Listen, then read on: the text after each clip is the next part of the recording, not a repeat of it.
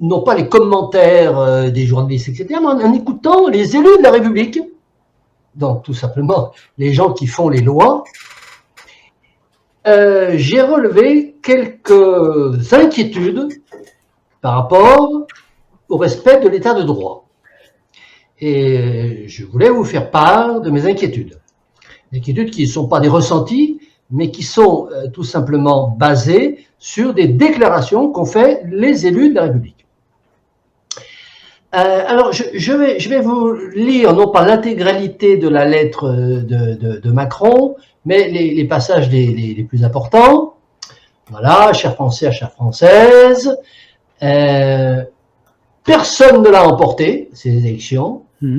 Aucune force politique n'obtient seule une majorité suffisante et les blocs ou coalitions qui ressortent de ces élections sont tous minoritaires. Divisés au premier tour, unis par les désistements réciproques au second, élus grâce au voix des électeurs de leurs anciens adversaires, seules les forces républicaines représentent une majorité absolue. Alors, donc, ce qu'il dit est objectivement exact, sauf le dernier paragraphe. Seules les forces républicaines représentent une majorité absolue. Bon, ça, c'est une déclaration d'opinion, parce que les forces républicaines, on ne sait pas du tout ce qu'il y a là-dedans. Par contre, c'est vrai lorsqu'il dit que il n'y a personne n'a emporté, il n'y a aucune force politique qui n'obtient seule une majorité suffisante. D'ailleurs, c'est un petit peu contradictoire, parce que dire en début de phrase aucune force politique n'obtient seule une majorité suffisante, et ensuite terminer en disant seules les forces républicaines représentent une majorité absolue, ça n'a strictement aucun sens. Bref. Alors, qu'est-ce qu'il nous dit à peine intéressant? Il nous dit, alors je saute bien entendu les passages qui sont du blablabla, qui n'ont aucun intérêt, puisque nous nous concentrons sur l'objectivité juridique. Président de la République, je suis à la fois protecteur de l'intérêt supérieur de la nation et garant des institutions et du respect de votre choix. Bon, c'est très bien de rappeler ça, c'est la vérité. Hein. Il est protecteur de l'intérêt supérieur de la nation. Il est désigné par la Constitution comme étant le garant de cela. Il est également le garant des institutions, c'est-à-dire que tout ce qui peut attaquer les institutions de façon illégale, bien entendu, eh bien, il est au-dessus du Conseil d'État et du Conseil constitutionnel, il est un garant suprême. Et il est le garant du respect du choix des électeurs. Bon, c'est pas explicitement écrit dans la Constitution, enfin, bon, c'est bien de le dire. Et sa conclusion est la suivante. C'est à ce titre que je demande à l'ensemble des forces politiques se reconnaissant dans les institutions républicaines l'état de droit. Donc, il dit, nous sommes dans un état de droit, en conséquence de quoi je demande à l'ensemble des forces politiques d'engager un dialogue sincère et loyal pour bâtir une majorité solide, nécessairement plurielle pour le pays. Donc, il appelle à la création d'une coalition susceptible d'avoir une majorité solide au nom de l'état de droit. Voilà. Bon, j'irai pas plus loin parce qu'après ça n'a pas grand intérêt, mais pour rester sur le sujet que je vous ai proposé, c'est-à-dire l'état de droit est-il menacé par le résultat, en fait pas par le résultat, mais par les déclarations de certains élus, voilà, et comme il m'a semblé qu'il était nécessaire de reprendre les termes exacts de la déclaration de Macron, qui, précisément, c'est cette déclaration qui a engendré les différentes réactions dont je souhaite vous parler. Alors, voilà, alors,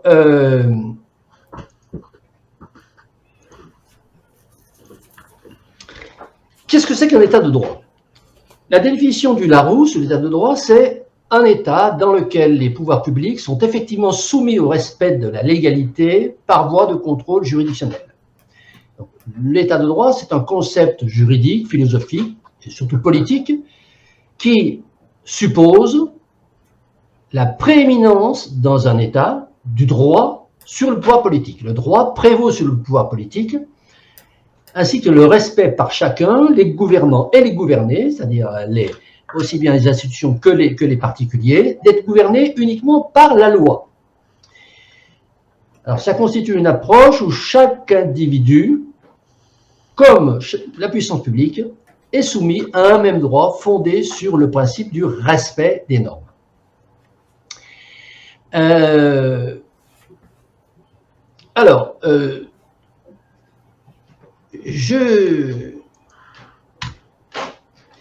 crains que, comme je vous l'ai dit tout à l'heure, un certain nombre de déclarations menacent cet état de droit, parce que la situation dans laquelle nous sommes est une situation qui est unique dans l'exercice de la Ve République. On a déjà eu 3 cohabitations jusqu'à présent, 2 sous Mitterrand, 1 sous Chirac. Hein. Je vous rappelle que Mitterrand a terminé son premier septennat avec 2 années de cohabitation avec Balladur, un gouvernement Balladur, et sa deuxième cohabitation, sa deuxième septennat, il l'a terminé avec une cohabitation.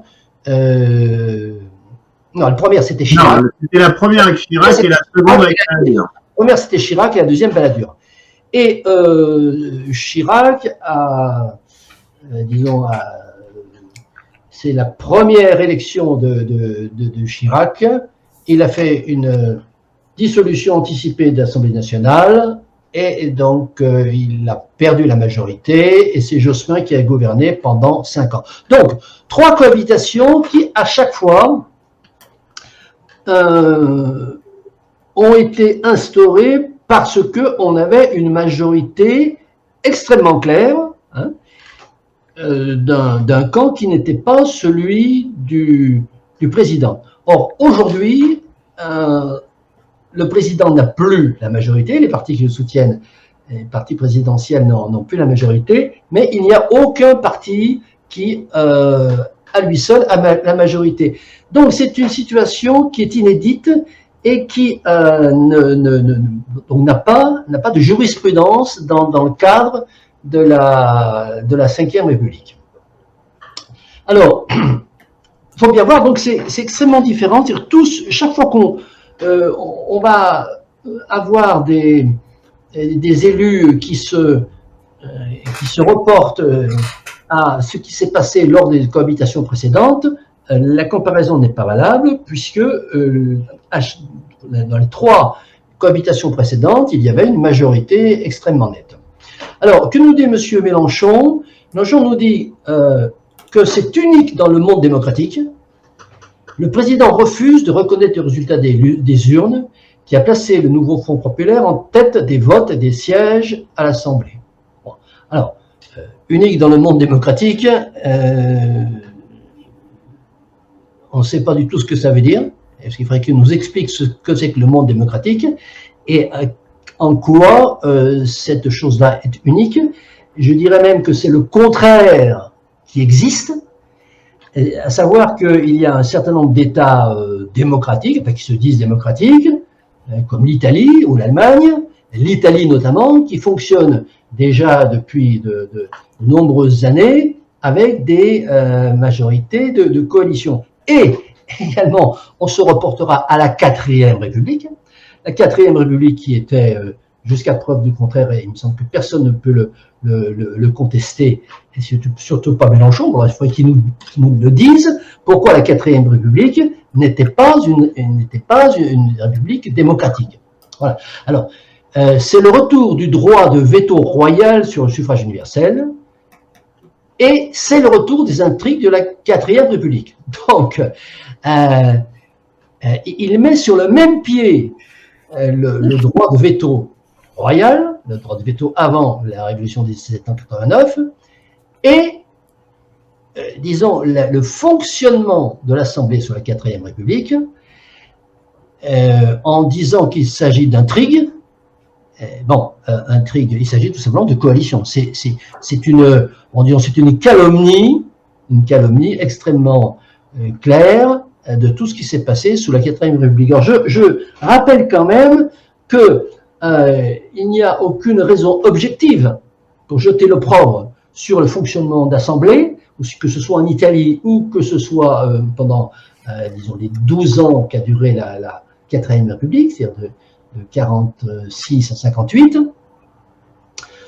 la 4e République a été remplacée par la 5e uniquement, essentiellement parce qu'il y a eu un putsch en Algérie, et il y avait la crise aiguë de l'Algérie française. C'est pour ça que De Gaulle est arrivé et a fait la 5e République. Mais, disons, cette espèce d'axiome selon lequel la 4e République c'était une république d'intrigue et que c'était pas démocratique, c'est vraiment un axiome qu'il faudrait démonter, et tous ceux qui se basent, à mon avis, sur la critique systématique de la 4e République devraient nous donner des arguments extrêmement précis. Voilà. Alors ensuite, il dit, M. Mélenchon, il prétend donner du temps pour former une autre coalition par magouille après les élections. Voilà. Alors, coalition égale magouille, c'est encore une calomnie qui, historiquement, me paraît extrêmement grave.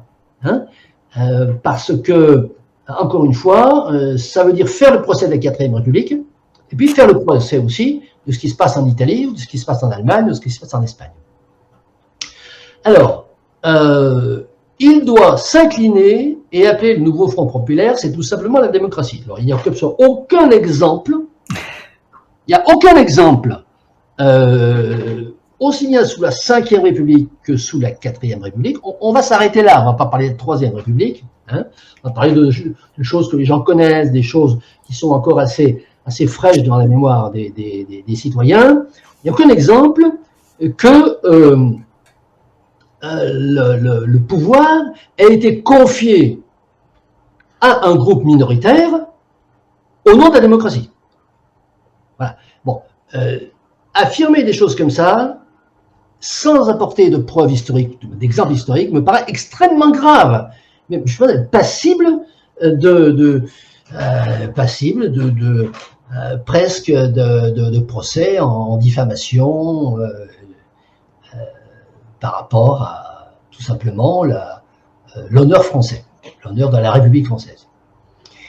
Alors, toujours dans le plan des Insoumis, Manon Aubry a dit que le chef de l'État persiste dans le déni, refuse sa retraite. Nous ne sommes pas loin de là des défenseurs de Macron, mais il faut bien reconnaître que Macron n'est pas dans le déni lorsqu'il dit que aucun parti n'a la majorité.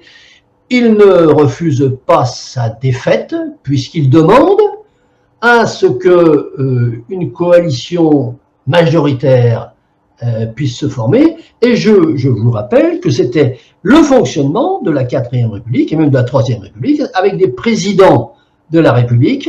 C'est le fonctionnement aussi de la démocratie anglaise, où le roi d'Angleterre ou la reine d'Angleterre attend après chaque élection que dans son bureau viennent se présenter, disons, des coalitions majoritaires.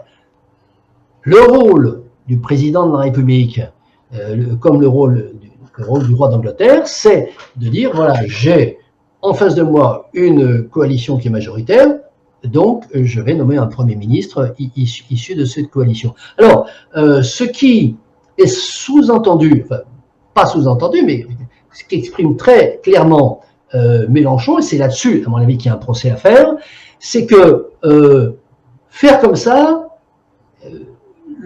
le président de la République, affecté du rôle d'attendre qu'une majorité vienne se proposer à lui, ce sera un déni de démocratie. C'est précisément la seule façon de faire fonctionner la démocratie quand il n'y a pas de majorité claire. Et derrière cette affaire, eh bien, il semblerait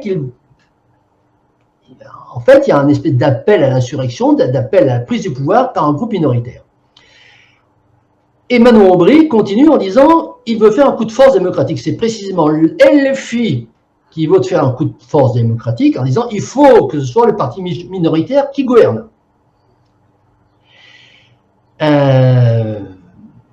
Alors, Éric Coquerel, député de la Seine-Saint-Denis, appelle Emmanuel Macron à respecter le suffrage universel. Bon, Emmanuel Macron respecte le suffrage universel, il constate qu'il n'y a pas de majorité et il attend qu'une majorité vienne se présenter à lui dans son bureau. Il dit également, M. Éric Coquerel, Emmanuel Macron doit rendre service à ce pays en arrêtant de biaiser pour essayer de garder le pouvoir au sien. Macron ne biaise pas, hein, il attend une majorité.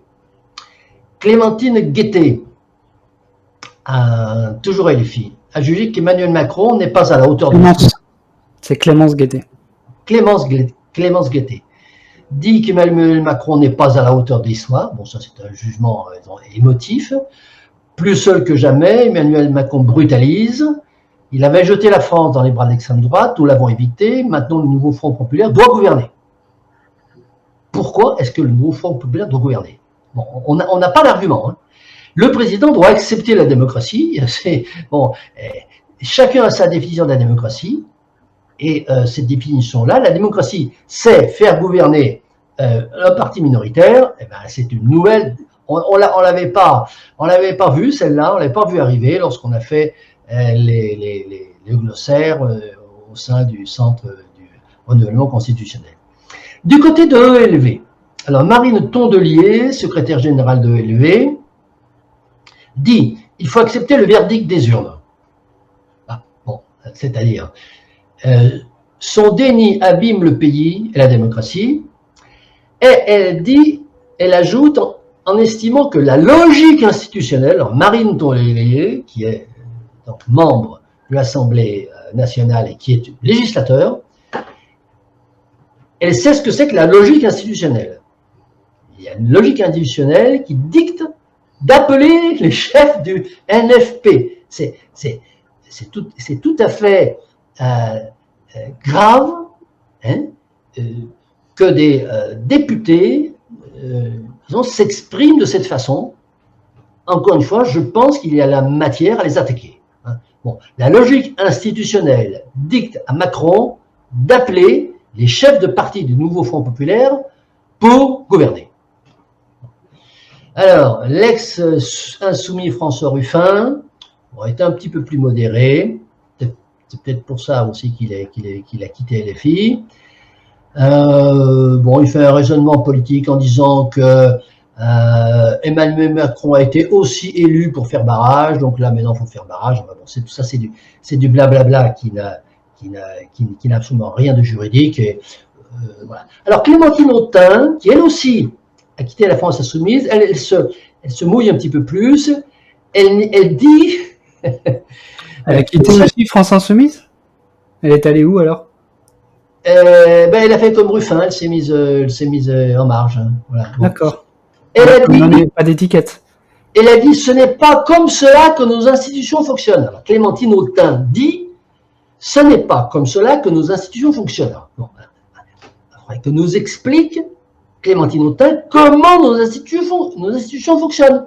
Hein, qu'elle nous récite la Constitution, et puis pourquoi pas qu'elle fasse une saisine auprès du Conseil constitutionnel par rapport à ça. Côté PC, Fabien Roussel, on rentre dans le concert en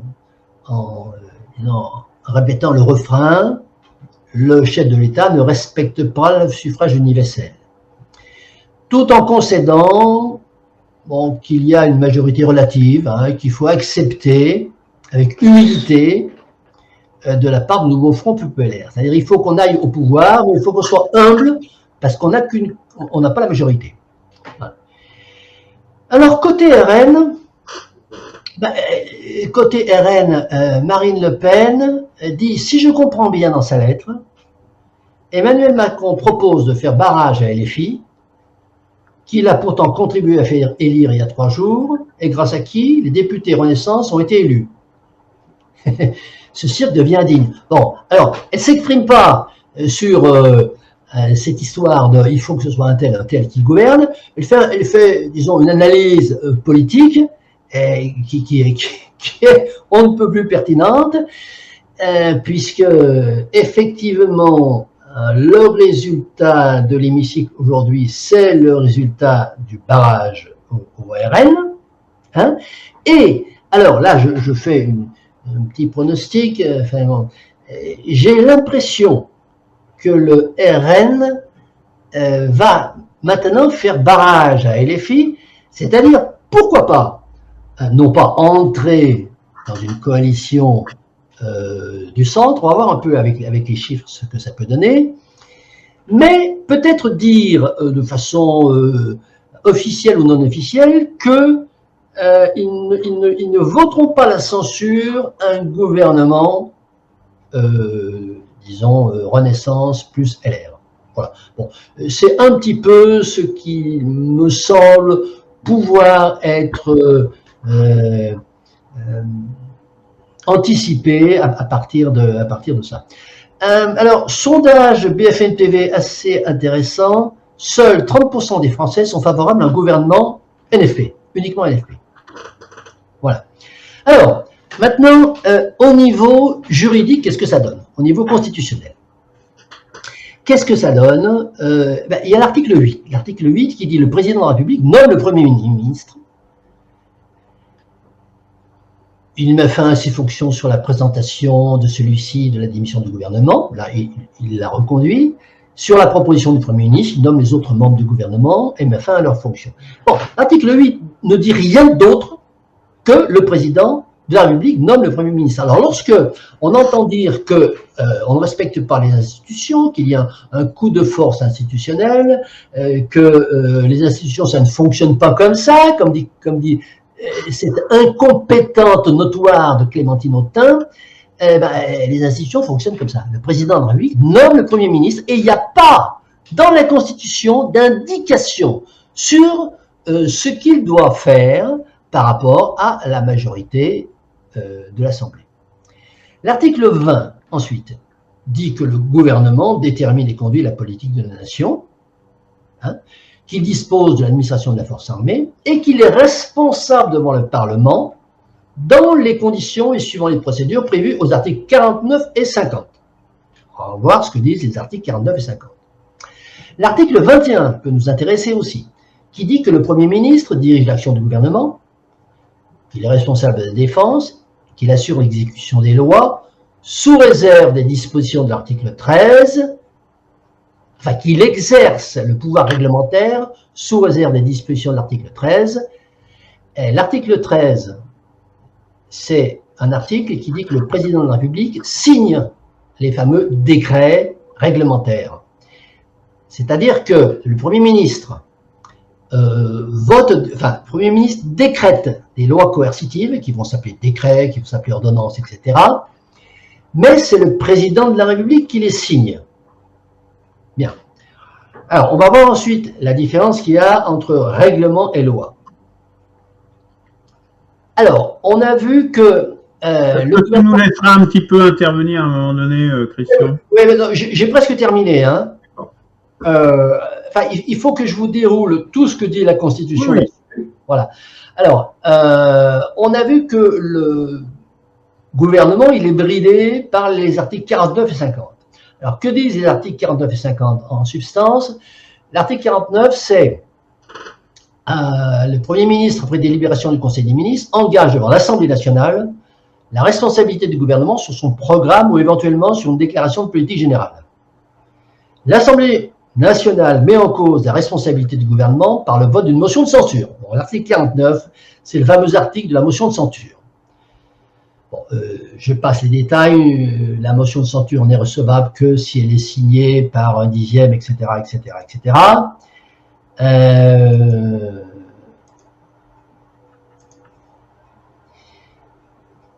Le Premier ministre peut, après délibération du Conseil des ministres, engager la responsabilité du gouvernement devant l'Assemblée nationale sur le vote d'un projet de loi de finances ou de financement de la sécurité sociale. Il peut lui-même, le Premier ministre, engager sa responsabilité devant l'Assemblée. L'article 50, qu'est-ce qu'il dit? Lorsque l'Assemblée nationale adopte une motion de censure, ou lorsqu'elle désapprouve le programme, ou une déclaration de politique générale du gouvernement, le Premier ministre doit remettre au président de la République la démission du gouvernement. Donc voilà l'articulation. Voilà comment l'Assemblée nationale peut faire tomber à tout moment le gouvernement. D'où, évidemment, non pas l'importance, mais il est impératif que le gouvernement ait une majorité, hein, et que toutes les idées de gouvernement minoritaire sont des idées qui ne tiennent pas la route constitutionnellement. Alors, qu'est-ce que c'est que cette histoire de règlement? Parce qu'on a entendu également, alors c'était pas Clément Clémentin, mais je sais pas si, parce qu'elle a quitté LFI, mais une autre, disons, pétroleuse de LFI, qui, lorsque la journaliste lui disait, mais attendez, vous voulez gouverner, mais vous voulez gouverner avec 180 députés, comment vous allez faire? Ah, mais c'est pas un problème, on va gouverner par décret. Bon, ça veut dire, nous allons faire des règles coercitives qui sont du domaine réglementaire. Voilà. Alors, ça vient de l'article 37 de la Constitution, qui dit les matières autres que celles qui sont du domaine de la loi ont un caractère réglementaire. Alors, l'article 37 ne peut se comprendre que si on connaît bien l'article 34. Alors, on ne va pas détailler l'article 34, on va simplement retenir le fait que l'article 34 de la Constitution, qui est importantissime, l'article 34 dit quels sont les types de règles coercitives que l'Assemblée nationale a le droit de voter. Enfin, le droit de voter. Quels sont les types de règles coercitives que l'Assemblée nationale est fondée à voter. Et tout ce qui n'est pas compris dans cette énumération de l'article 34, ça s'appelle le domaine réglementaire.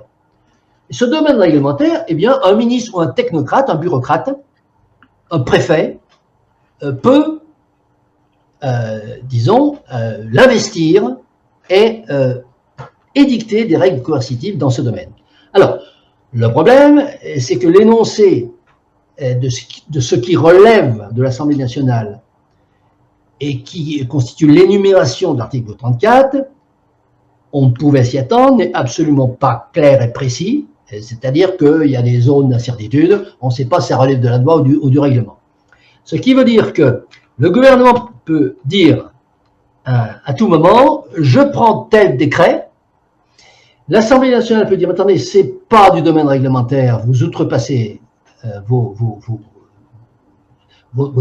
pouvoirs constitutionnels, et saisir le Conseil constitutionnel qui, lui, va déterminer si ces fameuses décrets par lesquels veut gouverner la minorité de 180 députés de LFI, enfin du LFP, relève bien du domaine réglementaire. Alors, vous voyez un petit peu le pataquès que ça peut être si on s'engage, enfin le pataquès, je dirais,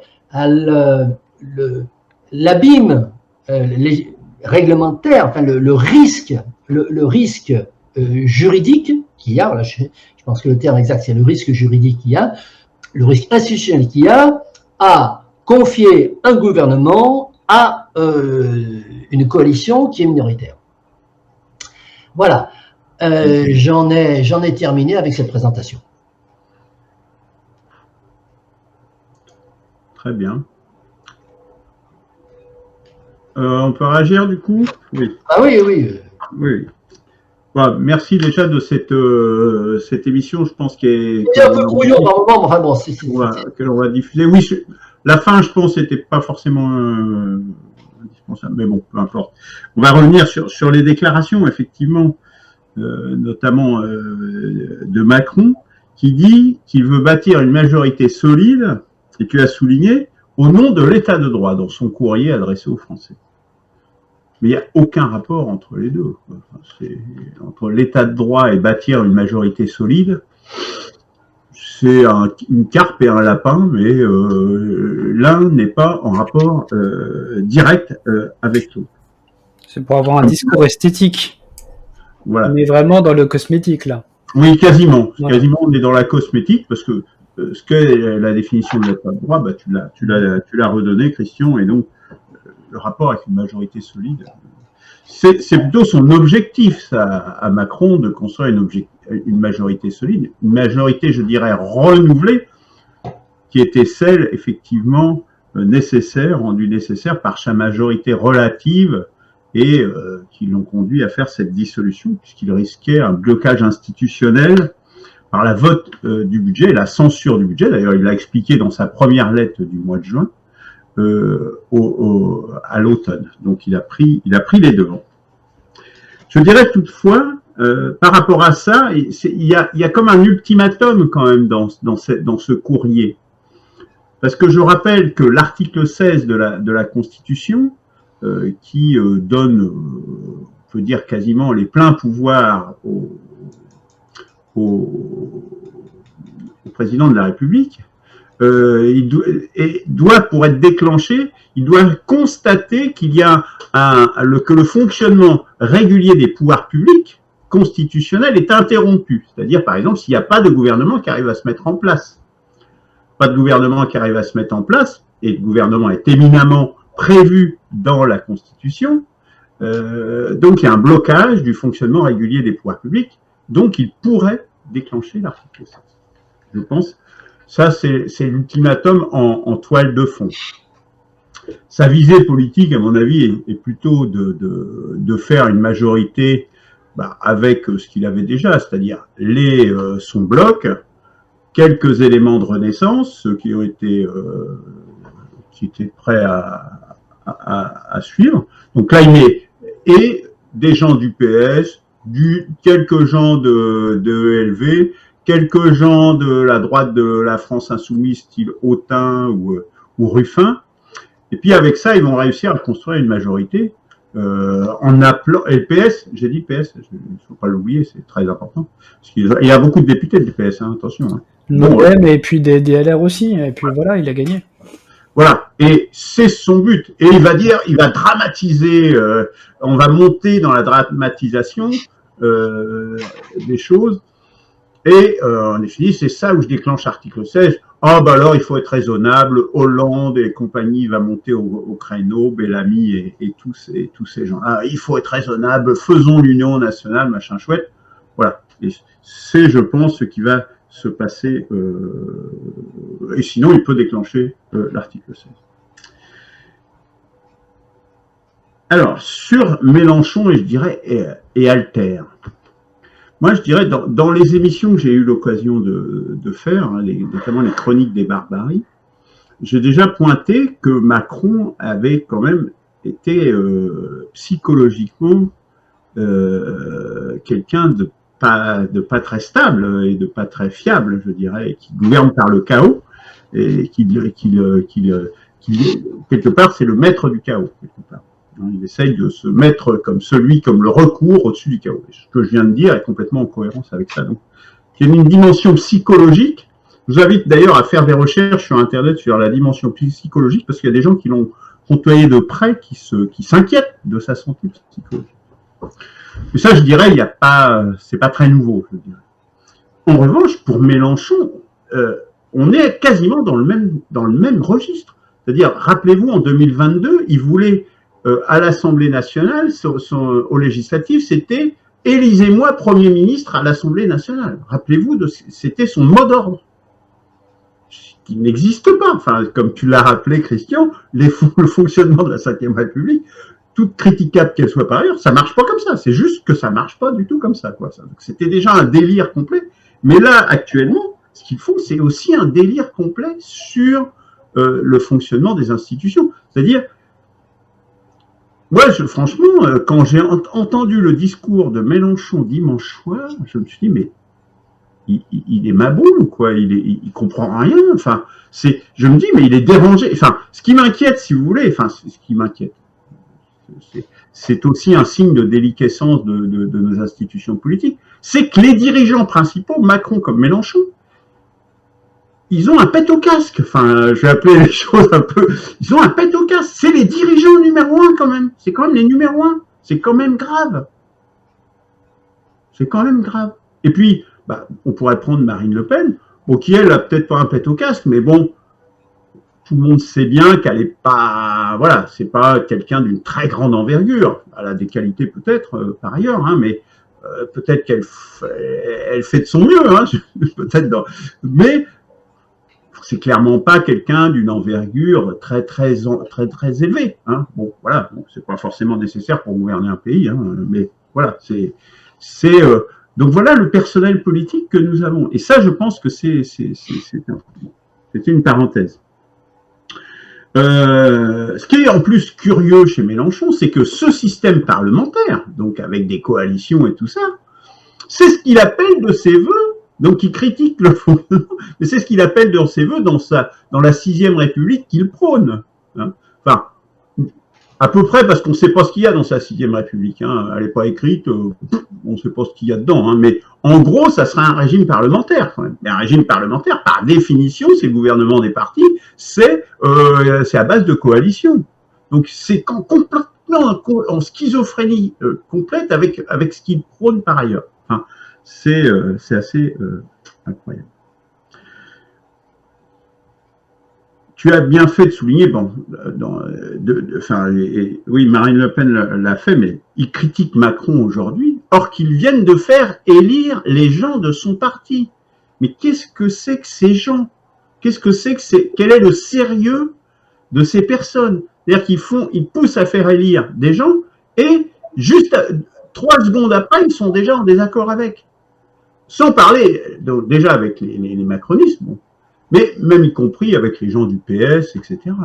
Bon. Enfin, on est dans le n'importe quoi complet. Vraiment dans le n'importe quoi complet. Voilà. Donc, c'est vraiment des gens qui n'ont pas l'envergure pour être ce qu'on appelle un homme d'État. Hein. C'est des gens qui ne sont pas des hommes d'État, qui sont absolument incapables de changer de dimension et de se mettre au service de la nation plutôt qu'au service de leur parti ou de leurs petits intérêts, de leurs petites boutiques. Et voilà bien le drame dans lequel nous sommes aujourd'hui. Voilà. Ouais, je peux réagir aussi. Moi, ce sera plus bref parce que Luc et Christian ont dit déjà beaucoup de choses. En fait, moi, je vais, on va dire, enfoncer clou sur les têtes de parti, hein, que ce soit Bardella, que ce soit également de l'autre côté Mélenchon. En fait, ce sont des gens qui en fait profitent de la méconnaissance du peuple sur les institutions de la Ve République, puisqu'en fait il y a beaucoup de je pense qu'ils profitent de ça, et comme ils savent que les gens sont pas suffisamment instruits, donc en fait ils vont se mettre à dos uniquement les sachants, mais les sachants sont pas très nombreux finalement, donc c'est pour ça que quand ils mettent donc Bardella Premier ministre, ou alors Mélenchon ne transigera pas sur sur son programme, bah ça m'a fait bien rire, parce que derrière il va devoir faire des concessions de toute façon. S'il est amené au gouvernement, il va devoir concéder des choses. Voilà, donc effectivement. Voilà, moi c'est un bref rappel, hein, mais c'est ça. Alors, bon, je suis tout à fait d'accord avec ce que vous dites, et notamment ce que dit Luc. Bon, qui s'est placé, Luc s'est placé sur un plan plus politique, hein, plus subjectif. Ça. Bon, moi, ce qui me frappe, et à propos de quoi je me demande s'il n'y a pas une action à faire, c'est certains propos issus de législateurs, hein, qui sont soit une méconnaissance de la Constitution, soit un coup de force par rapport à la Constitution. C'est-à-dire, lorsqu'on a des législateurs qui vous disent « il y a ça qui est écrit dans la Constitution », alors que c'est faux, c'est pas un délit, ça? Je me pose la question. Bon. Lorsqu'on parle de blocage institutionnel, tu dis, Luc, que s'il y a un blocage institutionnel, il peut y avoir l'article 16. Bon. Alors, le mot blocage institutionnel, il est dans la bouche de tous ceux qui veulent absolument mettre un parti minoritaire au pouvoir. Bon. Pour l'instant, il n'y a pas de blocage institutionnel. Il y a des élections, il y a eu des élections avec différents partis, il n'y a pas de majorité. Ces choses qu'on sont déjà vues, hein, lorsqu'on a un régime d'assemblée, ça dépend aussi du type de scrutin qu'on va avoir, et il est tout à fait courant de ne pas avoir de majorité claire le lendemain des élections. Ça n'a rien d'antidémocratique. Voilà. Bon, c'est pas un blocage institutionnel. C'est un blocage institutionnel si, au bout de plusieurs semaines, au bout de plusieurs concertations du chef de l'État avec des coalitions qui viennent le voir, si rien ne se dégage. C'est vrai que si, au bout de, disons, 1 mois, 2 mois, et il n'y a rien qui se dégage, on peut dire qu'il y a, alors, pas un blocage, mais une espèce de... oui, un blocage, hein, voilà. Et effectivement, dans ce cas-là, la question peut se poser de savoir si l'article 16 peut être activé par le chef de l'État, puisque tu as rappelé, Luc, que l'article 16 peut être activé si le chef de l'État et aussi le Conseil constitutionnel considèrent qu'il y a blocage d'institutions, que les institutions ne peuvent pas fonctionner.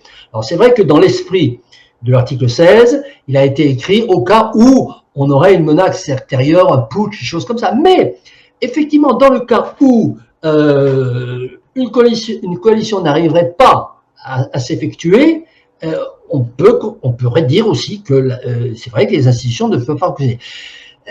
Ça me paraît très peu probable, parce que malgré les déclarations qu'on a aujourd'hui radicales de part et d'autre, nous ne ferons pas d'alliance avec un tel, eh bien on a toujours vu des coalitions qui arrivent à se constituer au bout d'un certain temps. Et j'ai même parlé, disons, d'une coalition en creux, c'est-à-dire, imaginons, parce que regardons les chiffres.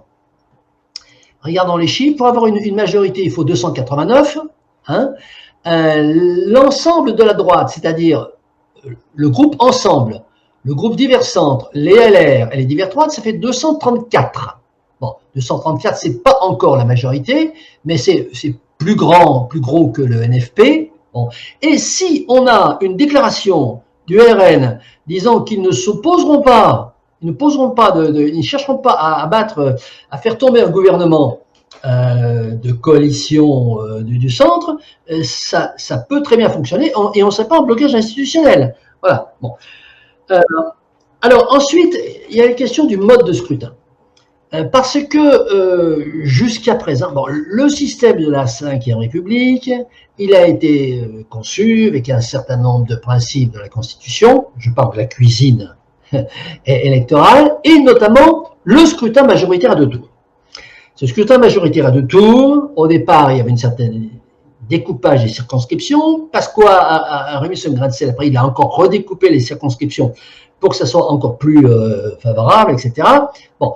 Le scrutin majoritaire à 2 tours est censé, alors c'est comme ça que l'avaient pensé les rédacteurs de la Constitution de 58, de Debré et de Gaulle, est censé donner obligatoirement une majorité. Enfin bon, c'est comme, disons, un calcul de probabilité. Il y a de fortes probabilités pour que le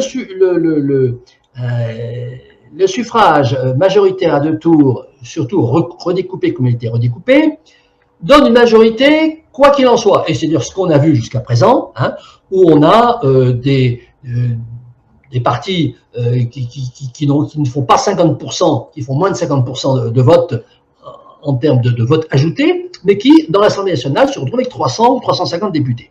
Bon, c'est le but du scrutin majoritaire à 2 tours. Et là, il y a un couac. Pour la première fois, il y a un couac. Je pense que personne n'avait imaginé qu'un système comme le scrutin majoritaire à 2 tours pouvait aboutir à une résultat d'élection semblable, grosso modo, à la proportionnelle. Et ce qui est extrêmement amusant, c'est que pas plus tard qu'hier, j'ai entendu l'un des ténors de la majorité, c'est-à-dire ma camarade Yael Braun-Pivet, hein, qui est donc président de l'Assemblée nationale et que je connais bien depuis qu'elle était, parce qu'elle a été avant présidente de la commission des lois, et j'avais décortiqué, je fais une analyse critique, descendait en flammes, l'argumentation qu'elle avait développée lors du rejet de la proposition de loi de l'article 3, de l'association article 3 pour modifier l'article 3 de la Constitution et introduire le RIC. Bien. Et donc, cette proposition de loi qui avait fait l'objet d'une étude de la Commission des lois, ce que nous n'avons pas eu la chance, nous, constitution de le faire, puisqu'on a fait un dépôt, mais ça a été jeté à la poubelle, alors que celui de Yvan Bachot a été étudié par Madame Braun-Pivet, et les arguments qu'elle sortait étaient des arguments qui, d'une part, juridiquement ne tenaient pas la route. C'est pour vous dire l'incompétence aujourd'hui de la présidente même de l'Assemblée nationale, mais qui étaient fortement empreintes de toute puissance du suffrage universel. Et pas plus tard qu'hier, du suffrage majoritaire de Tours. Et pas plus tard qu'hier, Braun-Pivet dit, mais écoutez, moi, finalement, je pense avec d'autres qu'il faut mettre la proportionnelle maintenant. Alors, voilà. Donc, le mode de scrutin, évidemment, a une répercussion très importante sur la façon dont on va avoir la répartition des députés dans l'hémicycle. Bref, tout ça pour dire que, eh bien, nous sommes dans une situation qui n'est pour l'instant n'est pas du blocage institutionnel, une situation qui peut-être va amener à revoir le mode de scrutin, mais en tout état de cause, c'est vrai que le risque, ou disons l'éventualité, ce n'est pas un risque, de l'article 16 sous un mois ou deux, si, au cas fort improbable, où une coalition ne verrait pas le jour, n'est pas impossible. Mais il ne faut pas écarter non plus le fait que Macron, à mon avis, il n'a même pas besoin de prendre l'article 16, parce qu'il suffit qu'il reste avec ce gouvernement à taille, et personne si le RN ne bouge pas, personne ne descendra le gouvernement Attal. Qui peut faire tomber le gouvernement Attal? Personne. Sauf si le RN dit oui. Mais si le RN, qui va jouer cette fois le truc inverse, c'est-à-dire tout sauf le parti de gauche, eh ben va conserver le gouvernement Attal rien que pour faire barrage au NPR. Ça me paraît, disons, indiscutable, ça me paraît difficile à contredire, cette espèce d'équation-là. Eh bien, pourtant, je vais le faire. Je vais contredire. Je pense, enfin, ton pronostic sur, bon, après, on rentre dans les pronostics, hein, sur le fait que le RN ne voterait pas de motion de censure, repose sur pas grand-chose. Il a voté plein de motions de censure, même celle de LFI dans la précédente législature. Je ne vois pas pour quelle raison il se mettrait à plus voter les motions de censure. Enfin, franchement, je le vois pas. Contre le front de gauche. C'est pour ça. Ben oui, mais s'ils sont minoritaires. Mais c'est pour ça qu'il faut que Macron fasse une majorité absolue. Le contenu de sa lettre, c'est ça. Sinon, je déclenche l'arme nucléaire, éventuellement l'article 16. Donc, hein.